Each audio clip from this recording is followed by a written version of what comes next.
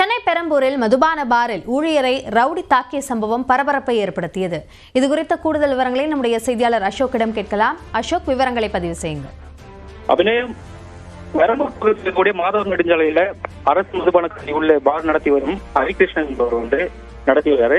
இதுல ரவுடி யூனிஸ் என்று சொல்லக்கூடிய நபர் மாமூல் கேட்டு கடந்த மாதம் தொடர்ந்து மாமூல் கேட்டு வந்த நிலையில மாமூல் கொடுக்காத பட்சத்துல அங்க பணி செய்யக்கூடிய ஊழியர்கள் மற்றும் அங்க இருக்கிற உடையக்கூடிய அந்த காட்சிகள் நம்ம பார்க்க முடியுது.